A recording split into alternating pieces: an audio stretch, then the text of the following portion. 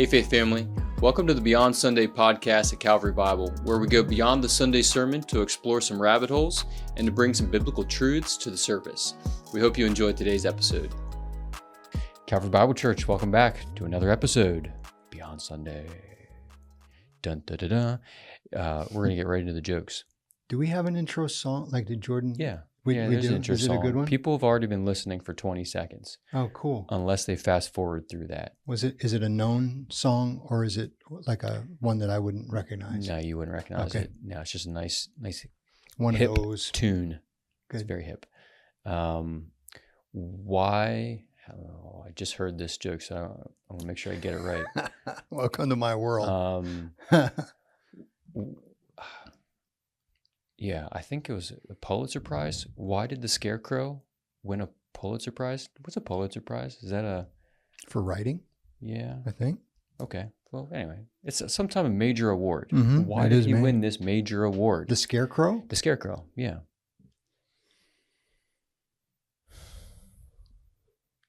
I don't know.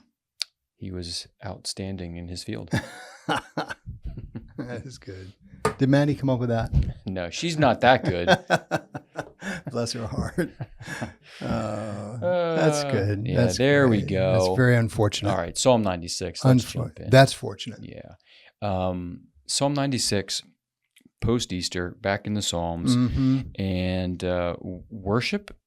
I didn't catch a worship response from you, maybe like I clearly do some other times, but the subject of worship was pretty strong throughout the whole sermon. Mm-hmm. So you said a couple of things. I do have a couple of questions here that came in that I want to ask and just unpack a little bit. Mm-hmm. And this first one stood out to me. This quote. So help me explain. Help me understand what you meant by this particular quote. You said, "Money is the only thing in the Bible that God says is potentially an idol." Yes. I should have said Jesus. Yeah, Jesus said you can't serve God, and so he labels money. He gives it a name. So there's that entity that is a god. Yeah. Yeah. The only thing? It's the only place that I know that's named like that. Where? So unpack that. What do you mean named? Well, instead of money, he gives it a proper name. Oh. Which indicates that this is a potential being that can control your heart.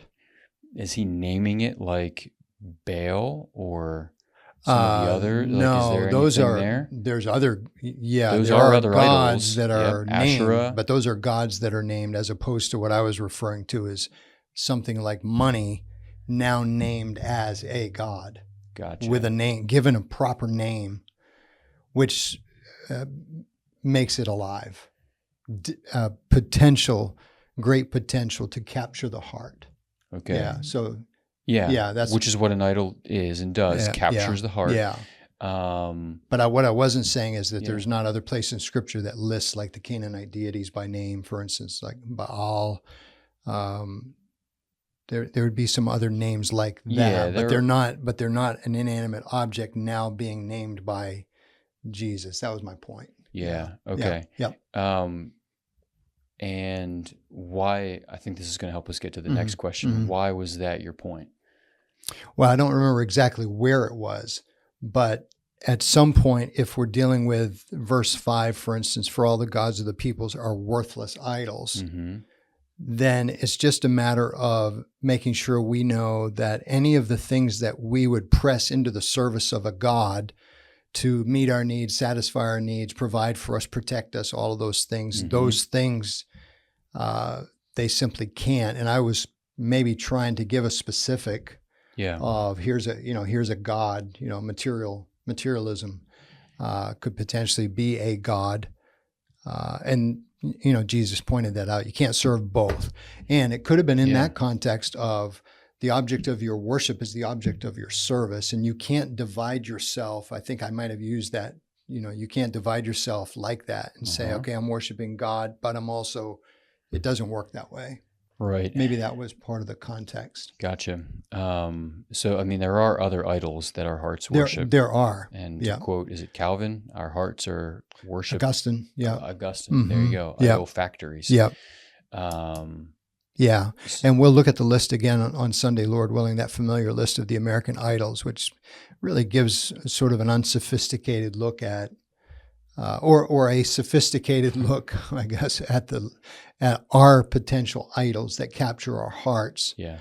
Because we have the same thing happening again. I'm not sure where you want to go with this, but for instance, verse 5, worthless idols, that translation is fine. They, as I said on Sunday, they're the ungods, sort of like I don't know if you remember the old commercial, if you're old enough to remember, well, you're not actually, because this would have been in the late 60s, the 7-Up. Do you remember that drink, 7-Up? I do. So that was being advertised as the Uncola.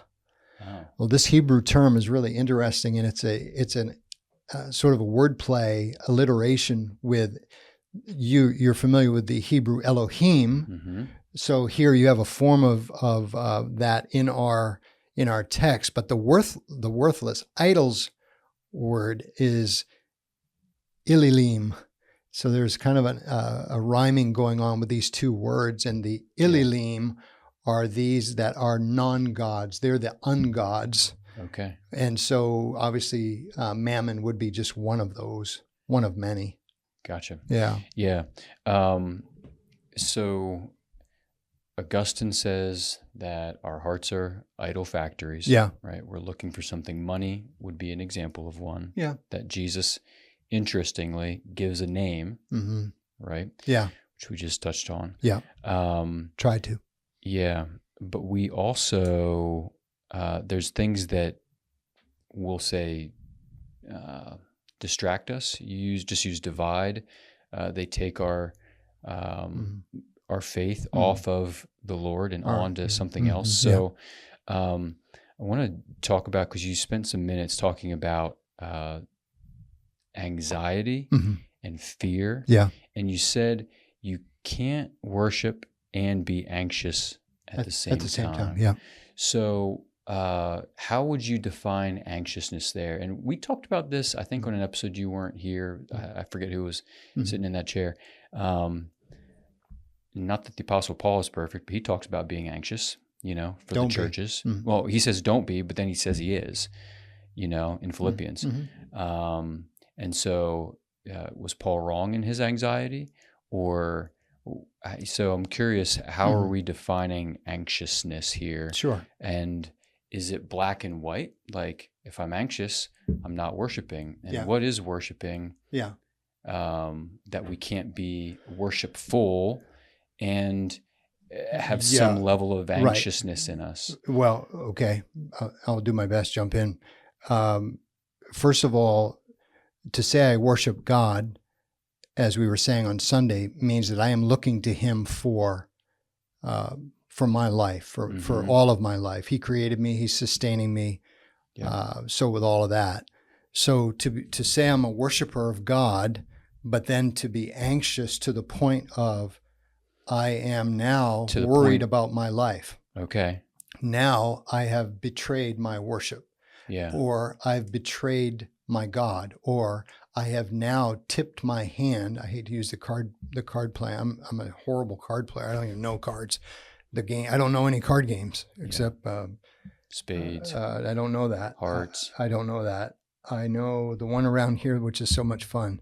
It's almost I don't know why I think of it as Amish. Where it's frantic Dutch all around. Blitz. That one, Dutch Blitz. Mm-hmm. So I don't know how to play it, but I have played it. Michelle will tell you I'm like awful at this. But so when you say you're a worshiper, if I say I'm a worshiper, but I'm caught in a moment of anxiety where my heart is agitated and I'm uneasy about what's happening to me right now or what might happen. Now I'm tipping my hand to what my God is. Mm-hmm. It's not my God. I'm not worshiping my God. Mm-hmm. So I've left Him as my source for life. Yeah, that's kind of that how you can't do both. Mm-hmm. The same with fear. We can get back to the anxiety in a moment, but also with fear. If I say I am worshiping God, that means I'm looking to God to supply my needs and to take care of me. He alone is my God. Mm-hmm. I am his child. I'm in his hands, secure in his kingdom. To be fearful for my life now, to be frozen with emotional fear, now betrays a lack of trust, or betrays my I forget the right way to put that, but that again is tipping my hand that I am not in that moment worshiping God. So I can't do both at the same time. Okay. One of the things you said there was when that anxiety, we'll go back to that one. Yeah. When it gets to a point that, so ultimately where I want to get to here is to try and understand, how can someone battle anxiety in their life, but also not be distraught because to some degree, if anytime you're anxious, you're not a worshiper, or you're fearful, you're not a worshiper, or if you're prideful, you're not a worshiper. Like I am toast. Like I don't stand a chance, and I don't have a fighting chance in this life to be a worshiper. If at any point I am anxious, because I have anxieties like myself, varying degrees. And so so I want to battle, but I don't want to just throw up my hands and be like, I can't. Right. But to some degree, I can't. But I've got some thoughts, but go ahead. Yeah. Well, give me your thoughts. I mean, well, this is, I'll bring them at the end because they're more like some of my resolutions. So and hopefully we have the same. When you talk about a person who battles anxiety, let's talk about any sin. Yeah. I mean, so if here's what I wouldn't want to do beyond Sunday for you, for instance. What I wouldn't want to do is I wouldn't want to say, "Hey, look, you're okay because you've got concerns, and I'm going to give you the benefit of the doubt. And your concerns don't cross the line to anxiety. You're the only one who knows. You're the only one who knows." When you are anxious to the point of not believing God can take care of you. You're the only one who knows that. I can't determine that for you. So you draw your own line, but be careful, because if you're listening to my colleague here, then if you go in that direction, now all of a sudden you got a couple of issues. One is you're bailing on the fight for faith, which you're going to need until you die or Jesus comes back. So you are going to need to battle any of the things in your mind that take your allegiance off from Christ or your trust away from Christ. So you will have to do that for the rest of your life. I believe that you should also avoid the thinking that says this level of anxiety is okay, because that line is really, really slippery. Yeah. So I don't know if I think it's safe to say, I think when anxiety is not trust. I think you know that. I think. And I would challenge you too and say, I think you know that. I think you have the ability as a child of God to say, I need to confess my sin to God. Yeah. I need to confess that to him. Yeah. So there is a line. And part of this discussion is when you mentioned is Paul sinning, he says he's the chief of sinners, so he would probably say, yeah, I probably sinned a lot. But the way in which I think you were quoting Philippians, he's not dealing with the anxiety where he says, "Be anxious for nothing," but in everything by prayer and supplication. I mean, he's teaching against that. Yeah. So I don't think he's promoting that unless he was having a confessional moment in the Philippians letter. No, he's just saying that he's anxious for them. Yeah, that's different. Concerned. He cares. Yes. So we have, in our lives, concerns and cares, things that weigh on us. Yes. And sometimes it's crippling. Sometimes it's low grade, anxiety. Yeah. And so already I'm going to say you got to go a little lower than crippling is, to use that term, that's not the life of faith, because that's not what God says is for his child, to be crippled by fill in the blank. Yeah. That would be crippling up here. Low grade anxiety is still potentially, I am not trusting God. But let's drop this one other level. If you said to me, are you concerned for your grandchildren? I would say, yes, I am. But at what point does that manifest itself as a sin? Yeah. That's the question, right? So in other words, if you're just using the word concern in an innocuous sense, I'm concerned that it's going to be another dry spring and my lawn is going to look worse than it did a year ago. I'm concerned about that. I'm not sinning against God with that comment, because my heart is not boiling, embroiled. It's not any of that. It's a concern of mine, but it's not taking me away from my faith in God. I've got trust there. So I think I'd keep coming down a tad from the way I'm hearing you, but keep going. Well, yeah, you could grade those however you wanted. And for what it's worth, if you're listening, plug whatever sin you want into that. Right. We only mentioned anxiety and fear because we all battle that. Yeah. And I would just want everybody to know that worshiping does something to those things. Yeah, right. So those things do something to our worship, right, too. And so that's what I was hearing you say. And again, so I heard that, and then the question came in too. Yeah. So we can't worship and be anxious at the same time. I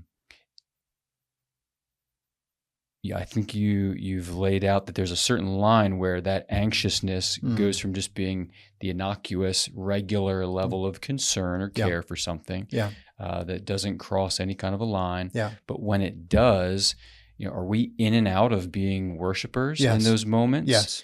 So at what point do we just say all of our good deeds are filthy rags in the eyes of God? And they are. I'm not a worshiper because I don't have a moment in my day where I don't have some form of pride, anxiety, fear, I get it. Control. Yep. That's a very, very old, ancient pattern of thinking where some of the old and ancient. Some of the old Puritans, they were so hard on themselves that they never felt like there was any pure righteous act. And I get that, but that's not the direction that I would want us to be thinking about this psalm. This psalm is, in order to put it into practice, it's just to realize that in this singing to the Lord and singing this new song and worshiping Him, that first point, by the way. And early in the sermon, I did make reference to the two ways that we would respond. The one is the worship part, and then at the end is the other part that, I don't know if it was, I forget what the second point was in that, how it was worded. But there is the first part with all of the worship involved. But the reason for God to be praised like He is because all the other gods are non-gods. And so what's important is to realize that you are a worshiper, you are a sinner, and so you do like I do when you cross the line and you worship something else. You confess your sin. So for instance, if I asked you, if I ask you and I say, what's the object of your worry? Like, just tell me what's worrying you. Then and this is what I was hoping we would get to today a little bit. If you tell me the object of your worry or the object of your fear, then you've located your idol. So if, for instance, I say, I'm really anxious about my financial future because of all that's happening in the world right now, and I'm not ready for retirement, blah, blah, blah, and so forth. If I am worried about that, anxious about that, whatever that line was, I crossed it. I'm starting to get a handle on my worthless or my ungod. The same with fear. If I'm fearful for my health, my future health because of being a diabetic and know what it can do down the road. If I am gripped, and I'm using these types of words, the word you used earlier was similar. If I am gripped with fear over this, then my idol is now my health.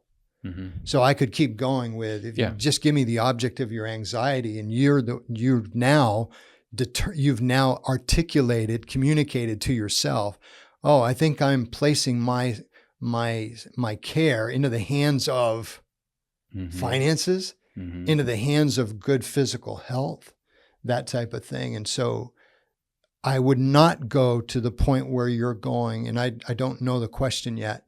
I haven't really heard the question yet, I don't think, but maybe you did. And Are we going in and out of worship when we have an anxious thought? All the time. If you cross the line, you'd have to agree that if you're an anxious person, for instance, then yes, you're going in and out of worship all the time. In other words, what you probably shouldn't do is you probably shouldn't put, here's a big circle of worship here. Here's my worship sphere, but out here is this worrying moment, and I'm still a worshiper at that moment, because this is actually more practical than that. This is, you're not going to be able to sing to the Lord and give him praise when you're anxious. You can't do it. So just go back to the song itself. Yeah. I can't be praising the Lord in a moment of anxiety. Yeah. Unless in your moment of anxiety, you now begin to sing. Yeah. And you actually force yourself to be a worshiper. And now you say, I'm singing the song. I hope I'm singing it with sincerity. Yeah. How important is a question like this to be asking ourselves? Like, figuring I'm going in and out of worship all the time. Like, how important is that? I think it's really important. I for the last 2 or 3 weeks, and I'm anxious to get to it again this Sunday, I was thinking, John MacArthur back in the day, he was right when he said the ultimate priority, who we worship. Because Scripture is so filled with this. So I would say it is critical for someone like me to keep identifying my idolatrous practices, because that's a barometer and a way for me to be sanctified. Yeah. It's a sanctification issue where if I can keep attacking my idol worship, then I can become more in tune with a song like this. Offer God all my praise. Yeah. So we've only touched on the sin part, but the other one that I mentioned was the suffering part, and I ran out of time, unfortunately. I just couldn't get to these things. But the suffering part is another place where your idols are revealed. So the sin does it, as we were talking about, but take me in my suffering. If God is making me suffer, then what potentially is my idol if I'm not handling the suffering well? What could be my idol? That's another important angle for you or anyone that is dealing with suffering in their life, because they have to deal with, God is allowing this to happen. Strengthen it if you want. God is doing this to me. The Old Testament would be that strong at times. How do I come to grips with God knowing that my suffering right now is exactly what I need? And I don't have it in front of me, and I didn't memorize it, but one of Tripp's little devotionals in New Morning Mercies hit on this a few days back. And I thought, wow, this is amazing. You know, God deciding that I need to suffer perfectly in his will because of what it will do to my maturity. Well, if that's the case, the reason I'm growing in suffering is because the character that's being built in me is actually forcing me to make sure that God is God alone, and whatever else is being, quote, taken from me and creating the suffering, that can't be my idol. Yeah. So it's hugely important for this person and all of us to say, yeah, let's talk about, are we worshiping or not? And I want to tell you, you are in and out of worship. I know I am. Yeah. So, yeah. Unless you're going to keep this little worship thing going and it's not touched by any of your carnality. So you're a worshiper that sins. And maybe I'm trying to get it a little too black and white in my own head. It's okay. You're a worshiper that sins, or are you a worshiper or a sinner? No, I like the first way you did it. A worshiper that sins. Yeah, I think you could replace that word. You're a Christian who sins. Yeah. I mean, you could do 4 or 5 other words for that. So I'd prefer the first way. Yeah. A Christian worshiper. Who sins. That 1 John would say, yeah, if you don't agree with that, you're a liar. And you call God a liar. So I think there's good biblical grounds. But I think what I appreciate about the discussion is trying to figure out, and trust me when I say I never want you or me or us to hear it's okay to worry. No, not necessarily. You could, if I'm dealing with my little grandchildren and we happen to be, walking by some scary thing, and I say, trust me, we're fine. And if they don't, they've got issues between me and them. So if God is saying to me, trust me, and I say no, I got issues with him. And he's certainly got issues with me because I'm not believing in him. So I would want to say, can't they trust you while also being scared? Where would their fear? When Jesus is in the garden, right? Yep. It's coming. He knows it's coming, and he's responding to it. Yep. And whatever language you want to use to describe his emotions, he's not looking forward to it. He's feeling it. Right. And so the important language is the one word that he gets to when he says, nevertheless. That's the critical moment of the turn for him. Not the turn for him because he wasn't sinning. This is what was interesting. As he is saying, hey, look, I'm really not happy with this, what this plan is right now. Yeah. Nevertheless, as long as he can get the nevertheless in there. So go back to your question, which I'm really appreciate. Yeah. So we're walking by and I say to, let's say we're on a busy street and I've got one grandchild and I say, you have to trust me. We're okay. This is really busy. Trust me. We're fine. Walk with me.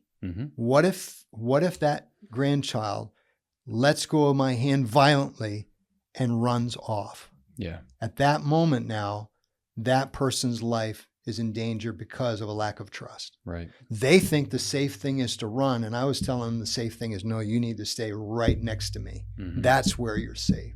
So that would be an example of, when does trust leave? Yeah, right, so exactly. So I'm thinking use the disciples with the Gethsemane scene, keep it moving. Yeah. What'd they all do? Yeah. They weren't worshipers at that moment. They all left him. So they needed that turn to make the turn. Yeah. And I'll go back to the anxiety since it came up Sunday. Yeah. Right.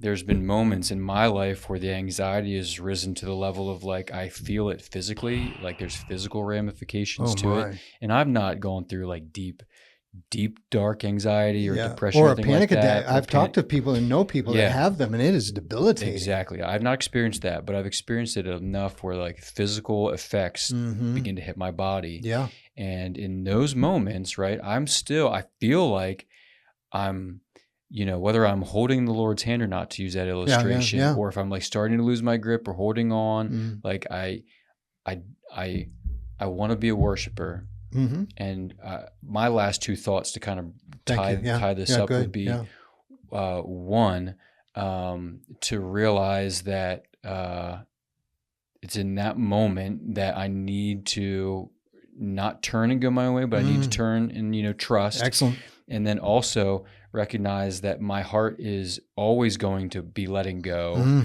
and not in going my own way. But it's not my actions that are going to save me. It's the actions of Christ on the cross. So despite all my failures and my attempts to grip and cling to God's leg as a father and hold on to him, I can't. Right. I can't do it in and of myself to be a good moralist. I have to say, no, I've failed again. Yep. I'm not a worshiper like that, a perfect worshiper, if you want to call it that. And so forgive me and come to the cross and sing a new song and stir up the affection. Yeah. And you're being a worshiper. I mean, that's exactly what you're doing. In the moment of anxiety, you are still heading toward worship posture. And I think that we're in and out of that frequently. And I think if you want to monitor your faith, it's one way to do it. Just see how often your heart gets pulled away from God to another idol, and then make the adjustment like you just did. Yeah. Yeah. The folks that I've talked to that have had panic attacks, Wow. And to be able to say this would be one of the most, I mean, I could see this being said back in the day. I feel terrible about back in the day where you'd say, well, if you were a better Christian or if you had more faith, you would. It's not that. It's not like that. It is, you are in a fight for your faith right now. This panic attack is debilitating. Run to God for mercy. And hopefully that panic attack leaves. Yeah. That's really, I mean, there may be all kinds of different ways to approach that, but that's the way I would approach it and say, you are in a fight for your life right now, and may God have mercy, and I want to pray for you and help you, but I never want you to hear me say, well, shame on you for having a panic attack. That's right. What the world? It's not real. No, it's not real. Good. Okay. Well, that's helpful. Yeah. And the ways that we, see our idols would be through sin and through suffering. Right? I think they bring out the opportunity. On Sunday. Yeah. And then this, one of the things that we can do to bring us back into worship or faith, to help us through those things, would be to sing a fresh song, to ascribe to the Lord all that He deserves. And it's a psalm like that where we worship in those ways that draws us back into worship. Yeah, no doubt. I think that's a relationship. I think that's a great way to think about these, these songs, is that they are actually, they're acts of worship. And there's a lot we could do with that. That whole verse 9 is so critical. Worship the Lord in the splendor of holiness. That that sense of we're dedicated to Him, and then that which I think is basically lost on all of us, unfortunately, but this aspect of trembling before Him, and I think He can become too familiar to us, and we need to remember His kingship and His power. It's for our good, which means I don't want to be one of His enemies. That's just because He's coming to judge. He's coming to judge the earth and the world. And I want to be on the right side, as we said Sunday. Let's be on the right side of that was actually part of the worship response, was let's make sure we're on the right side of God when He comes to judge the world. He's going to do it in righteousness. And as Jonathan said, we need the righteousness of Christ because our hearts worship idols. And we're never going to have that righteousness apart from Him. Yeah. No doubt. Good. All right. Thank you. Sure. Thank you. There we go. It was a long episode, I think. Felt long. It felt, long. Not bad. There you go. Some people like long episodes. Really? I won't mention names, but it's probably a good thing you don't do that. Yeah, because then I would be. They also like long sermons. That's nice if that's the combo that we're dealing with, somebody who likes long episodes and long sermons. All right. Hey, listen, Faith Family, thanks for joining in. You can email questions into podcast@cbcmj.com. I thought you were going to give me a funny look. The funny look was, I hope you've heard from folks like them that baptism was so encouraging. Oh, yeah. On Sunday. I hope folks were just telling you how great that was. Well, everything that was happening. It's not me. It's, obviously, but I do hear, folks' encouragement. But to me, but you worked with these folks right from the beginning all the way into the tank. So you did a great job. Yeah. Well done. Well, it's fun to see what God's doing. We get to see evidence of it in like real tangible ways. I know. Amazing. Getting in front of the whole church so in and of itself is a terrifying thing for some folks. So. Talk about anxiety. Yeah, seriously. Yeah, good. Yeah. Send those questions in, and don't forget, love you. See you on Sunday. Thanks again for joining us on today's episode. And remember, our Sunday sermons are meant to lead us to a life of worship beyond Sunday.